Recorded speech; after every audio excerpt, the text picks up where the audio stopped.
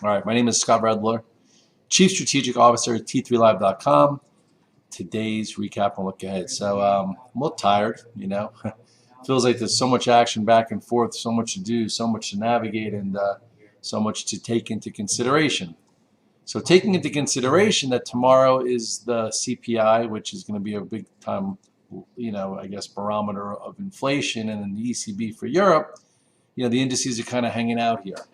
So when you kind of know that the indices are going to hang out, you look for individual stock action, but it's hard for things to get so much crazy traction. So with that said, you want to take your trades, take what you can get.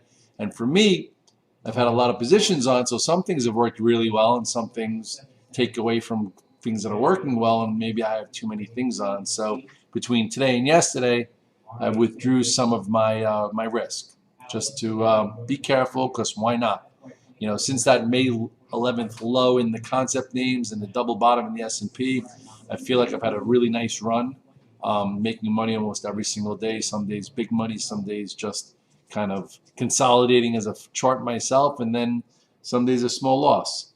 Unfortunately, today I was up a lot of money. I gave a bunch of it back because things kind of drifted down, and not a lot of things had upside follow through, so it was easy to lose a little. So anyway, if you look at the chart of the S&P cash, I said this morning I feel like we're going to have an inside day, and that's what we had, an inside day in the S&P. So I'm still short a little SPYs as a hedge. I shorted more into strength this morning, and that helped a little bit, but it only helps so much when you have all these type of positions. So if you haven't seen, this is my position. So how many did I take off today? 1, 2, 3, 4, 5, 6, 7, 8, 9, 10, 11, 12, 13, 14, 15, 16, 17. I took off like 20 positions. And I still have 1, 2, 3, 4, 5, 6, 7, 8, 9, 10, 11, 12, 13, 14. And I still have about 17. So I took off some risk. And I took off some risk yesterday, and I don't have that much size in a lot of things. And I don't have that much conviction right now in a lot of things. I'm just trying to follow the flows, hold on to some things that I've had a swing trade on to see if they can go longer. Try to balance a little bit of a barbell approach where I have some cyclicals and materials that have pulled back a bit in some banks, and then, sell some bios and small caps and tech that have had a nice rally from Friday into today, which is Wednesday. So it's like I feel like we're always trying to thread the needle, which is our job. We're active traders. So what do? We try and thread the needle with a tier system and the best patterns. Sometimes patterns ignite and they give you follow through, which we've had in the last week or two, and sometimes they look like they're going to go, and then they kind of fail, and then you have to be a bit more careful. So anyway, this is what I have going on. Nothing like, which is a hyper focus. Everyone's talking about GME. Thank goodness I took off the rest of the lotto spread, which Brandon tweeted to you guys, but didn't put GME in there. Hopefully you saw the tweet before, so you figured that out. All in all, we're all trying to just give you guys as much content as possible, but I'm still in July's, which gives us more time. To me, if I was actively trading, my gun to head, GME's flattish, I would think that it should be down 40 based on this report. But I'm not sitting here trading GME after hours. I've been up since 4:45, and I'm not saying you should. Right now, it's only down like 3. But I don't know what would be so exciting about this report to keep this up, for more than a few days until something. Anyway, that's my quick take there. So this is the alpha team. This is everybody kind of talking. That's what I have left over. As you can see, I took off, my spread, which would be a 0 for tomorrow. So I just saved myself $5,000 or so, and we made money on the rest of it. So that's good. All right, sometimes that works. Sometimes I take it off to save myself some money, and I miss out on a big move, and I get mad at myself. So all in all, you got to make your bed and sleep in it. But for now, still can't get above 42.36 and still can't get above 42.38. But we're above the 8-day, we're above the 21-day. We're hanging up here. It's hard to get too bearish and upset. The Qs, 2 inside days. Tech started out to outperform Friday with the Goldilocks type report. This is Friday. And then some commitment on Monday. And then they sold some strength yesterday, and they sold some strength again. So now what? We'll see if it can hang above here. But we're going to need some help in FANG and some help in the semis for it to do so. So we shall see. So you have 335 here. You can almost get rid of this now, which we'll do. Get rid of this. Still trying to learn how to use TrendSpider very well, so bear with me. Remove this segment. So now as long as it holds this little spot here, you can't get too bearish. If it were to break this, then I would be a little bit worried. I'd say, yeah, they're going to shake the tree a little bit. So this is kind of irrelevant now. So now it's above there, and we'll see what's next here.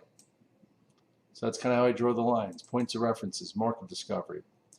You would think we should pause ahead of a big data point like tomorrow with the CPI, and then also the Fed is next week. We're talking about tapering, and although the market kind of knows that, hey, it's time to talk about tapering. You know, a lot of the things that happened during the pandemic are behind us. You don't have to wear a mask. Restaurants are trying to open. People are trying to get friggin' employees, and nobody wants to work. Or not nobody, but some people would rather just collect their unemployment insurance. So it's time to get things moving a little bit and get rid of the what's the word? You know, just the pandemic / travesty /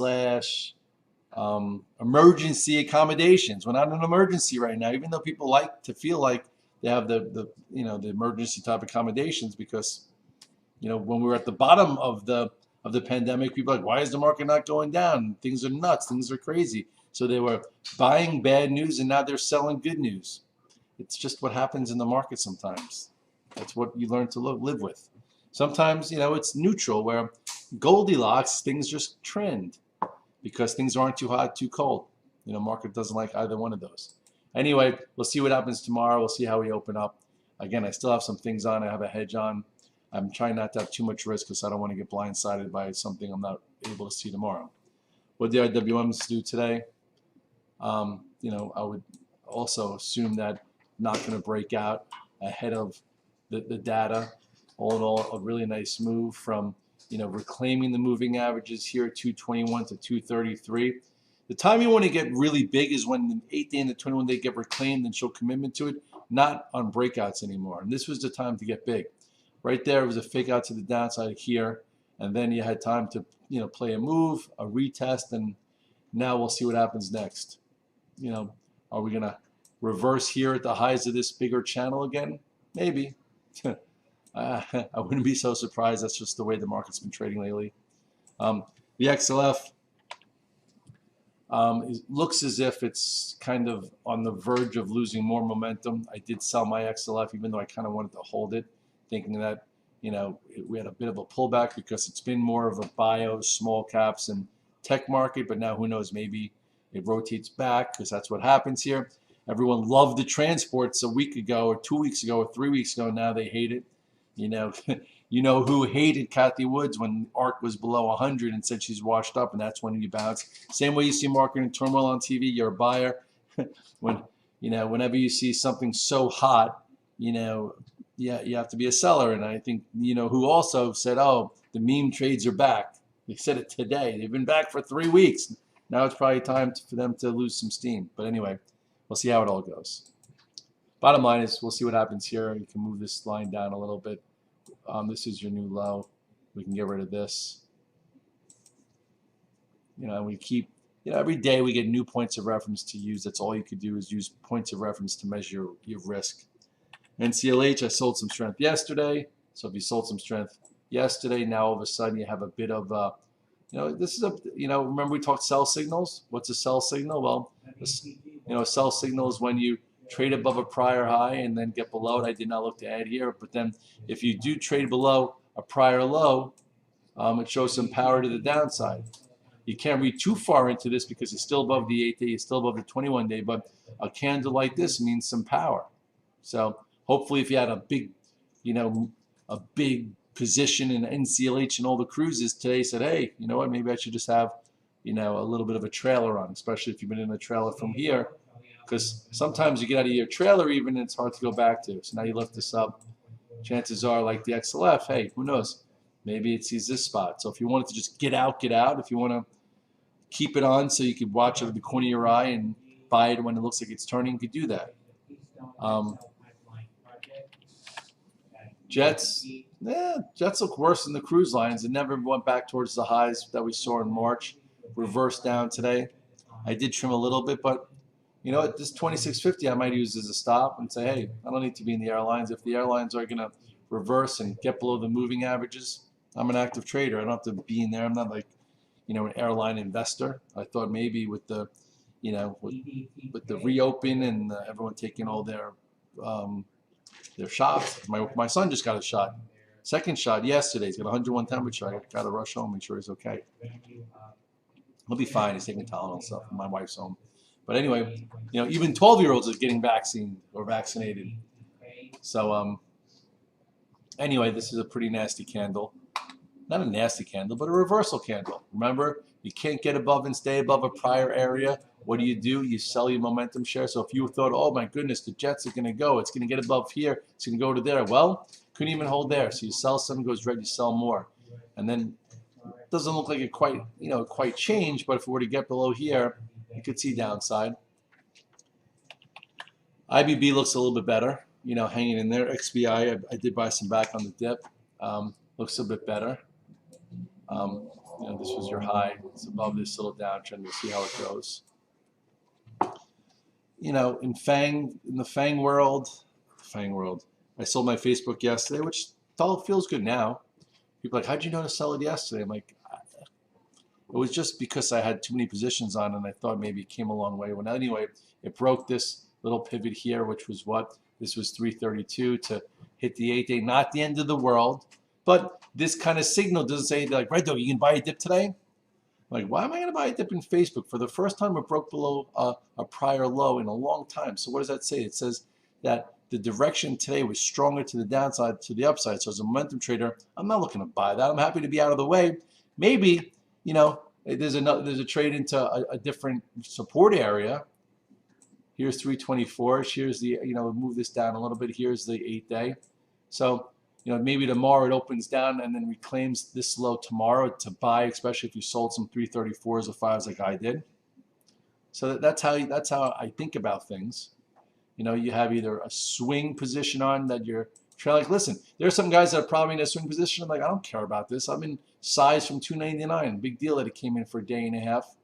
You know, I don't trade for a living. I just manage swing trades from abroad to add some cash flow to my life. If that's the case, cool. Anyway, and now you'll see what happens here into you know, the 8-day, which has been, you know, here open below and reclaimed it here. That's a big decent support. So I'll look at it there. Google, what did it do today? Still hasn't broken out. Still hanging out here. Held in pretty well though, considering Facebook pulled in a little bit and tech is not so sure. So this still looks like at some point this is going to take out this area, and now the longer it stays here, the higher the probability it goes, and the bigger the platform it could break out from. So to me, this is still in the game. Amazon had 2 up days. Congratulations to Amazon. I didn't play it. I have a big lotto spread on for August, but that's it. But it's still, look, this is why you map out levels. This was past resistance. So although it reclaimed the moving averages, it still was hard to buy today. You had to be long from the day before. A lot of these things you have to be long from when the strength is, and then they sell into strength, and you can't buy it the day after. You have to be pretty damn perfect. So now if it were to open down, maybe it's worth a shot. You know, if tomorrow things open down. But we'll have to see.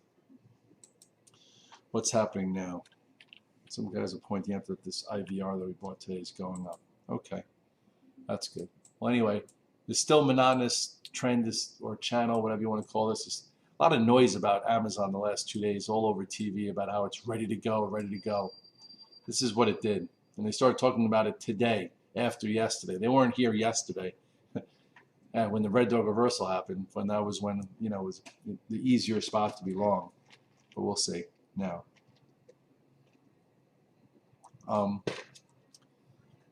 Still, they're not giving money away, but they never give money away. So this was your reversal now. Let it hang out here, and then at some point, maybe this spot will be buyable. But for now, it was resistance again. Tesla, I'm avoiding.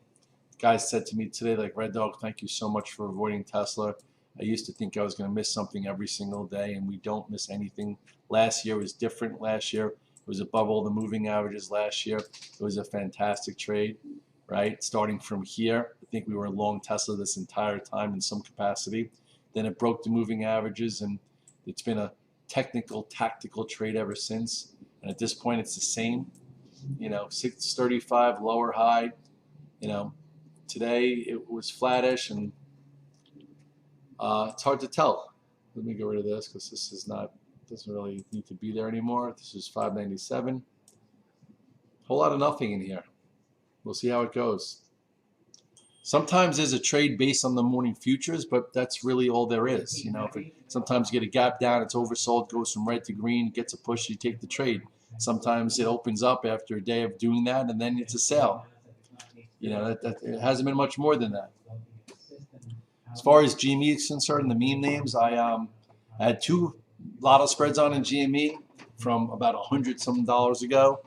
So if you look at GME, this was really when we made a lot of money in GME here, and made I don't know, went from $5 options to 45, and then right here is when I put on the lotto spread into the strength. I was maneuvering the spread. I don't know what percentage I made on it, but I probably made at least over 100%. And then today I was like, you know what? I don't know what the hell GME's going to say to really, make this get above this 344, get to 480. So I took it off in the last 15 minutes. Sometimes it's good when I do that. Sometimes it's bad. Well, I took it off, and now I salvaged, that end of the call spread. Hopefully you took it off also if you followed me. If not, you know what? You stayed with it, and it's fine. If it was up $150, you get paid. I'm still in the July spread, which gives us more time. If I was actively trading GME, I'd be selling every rally right here, but I'm not because I'm doing the recap and I'm tired. It's Wednesday, and I've been up since 4:45. I need to make money on every single move. So anyway, what now? We'll see. You'll see what happens. This will be support tomorrow. This candle is pretty red. Not that red. Anyway, I guess it's accounting for what's happening right now. The low was 291 today. Now it's getting hit as we speak. Not like falling apart, but there was really nothing that exciting in that call for this thing to be, not down considering the size of the move that it's had, except they're trying to finagly hold it up. AMC gave you, a weak move. Remember, like if it doesn't hold 51, watch 46. Well, it went to 48. Now, if it were to break this spot, it can come to this spot. I'm not trading AMC except for the fact that into this move, I shorted a little early and I lost a lot of money doing that. And if I didn't, I'd be well through the highs of my year. I'm right about the highs of my year, if not a little bit above it. If you remember, the guys asked me, Red Dog, the February high pull-in was so hard, I gave back my quarter, my year, or this or that. Some guys did that. Some guys had a better risk tolerance system or a risk tier system. For me, I'm back to the highs of my year and then some. So I'm pretty happy about that. That's why I'm trying to also be a little risk averse. I've been holding anywhere from 15 to 25 longs for almost a month now. So at this point, I don't want to get caught if all of a sudden the market wants to fail here at highs, then I don't want to lose 60 to 100 grand. I'll lose 10 to 20. That's fine. And then I'll limit my positions and we'll be back to day trading more. So anyway, this broke below. You could even move this up, broke below there, which was one little signal. And now you'll see what happens in this 48 to 46 area. Chances are it'll be testing at least this, if not be below it tomorrow. BB held in a little bit better.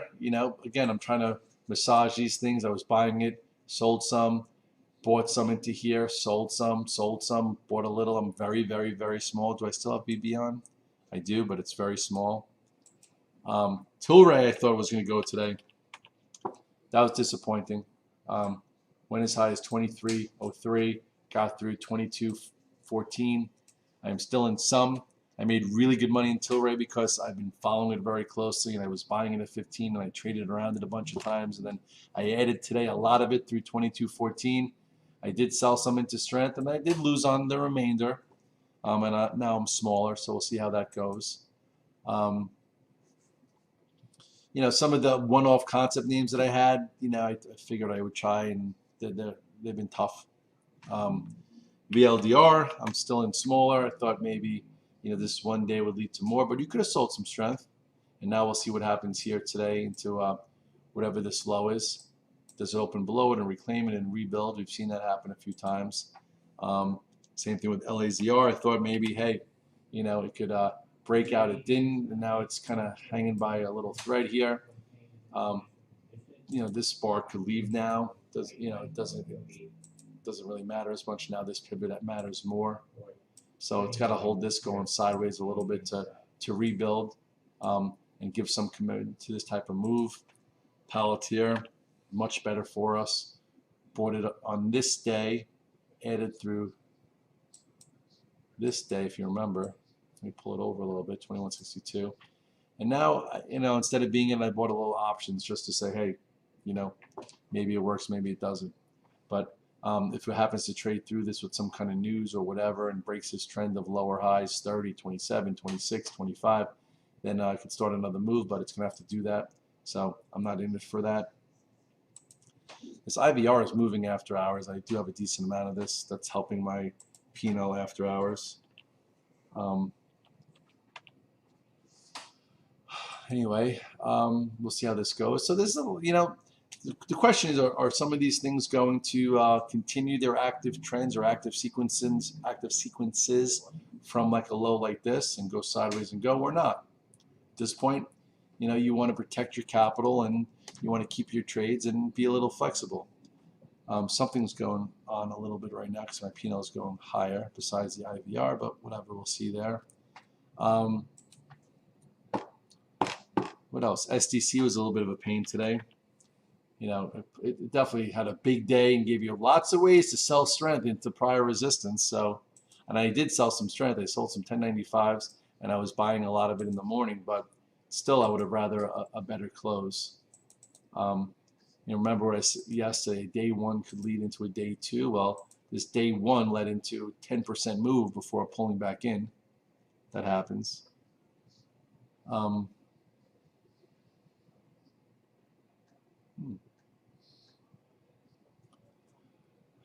So again, pick and choose how you want to stay with things. I did get a little, what's the word,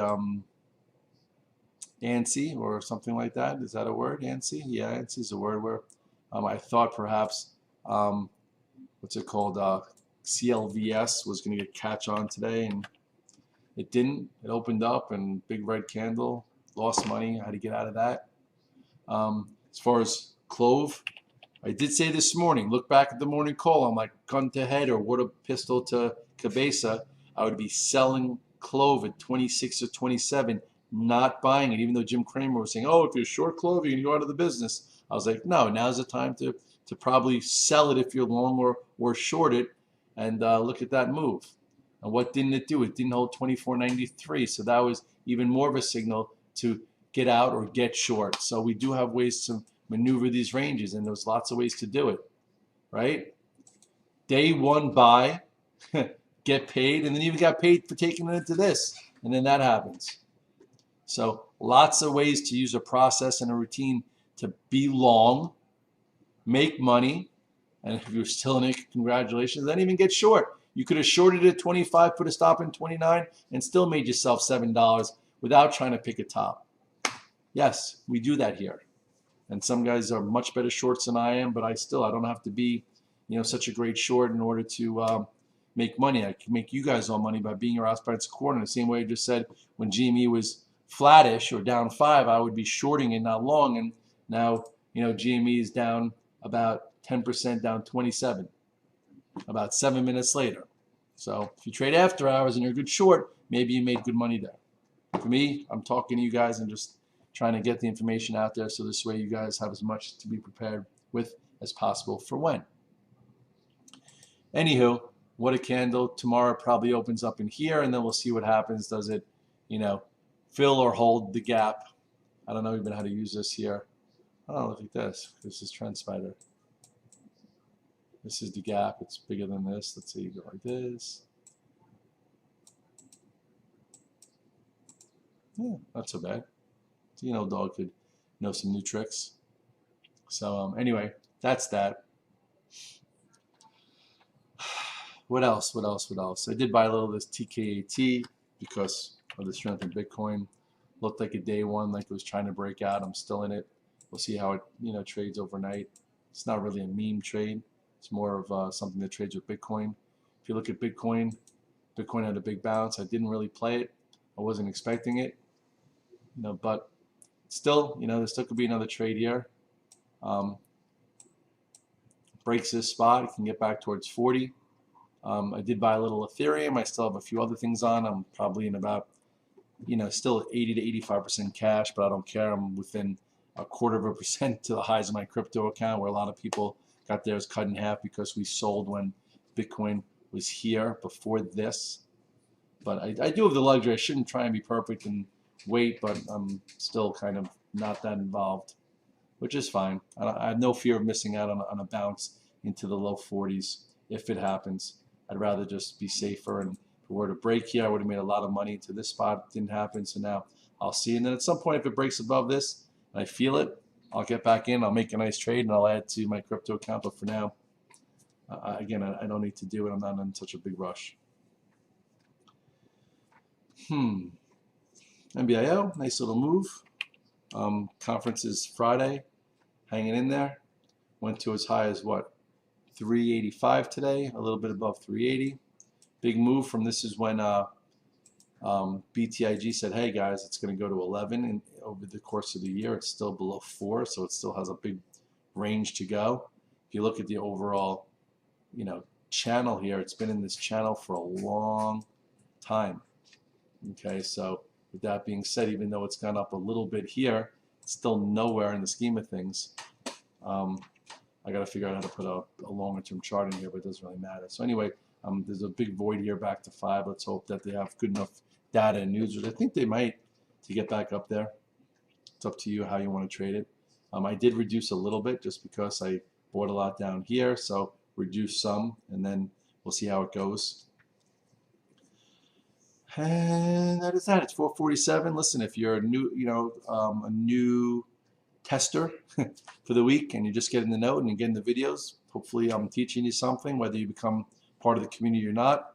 Lots of times there's charts and things, and I could throw fish in the boat and make it very easy for you to make money. Sometimes you need to know what I'm thinking and feeling and doing in order to do it yourself, because I don't just throw it in there. It happens throughout the course of the day, and you have to see it happen the same way I do, and the VTF sees it live, so they get a little bit extra look versus the Redler report. If you trade for a living real time, I think you should have both, but it's up to you. I don't spend your money. Drinking a iced coffee right now as I'm a little tired. And that's it. So tomorrow's Thursday. We have the CPI at 8:30 of the ECB. We'll see what tomorrow brings. You know what show is? We'll wake up tomorrow. You guys don't know that show. And see, it's the Vikings with Ragnar. It's a good show. Anyway, that said, on that note, have a good night, guys. And we'll be at this again tomorrow. We'll be up 4:45, and the rinse and repeat continues. And make sure you know how to do your rinse and repeat. Otherwise, you're not going to last in this business for longer than, I could say, process, rinse, repeat. Or anyway, be well, guys. I'll see you in the morning.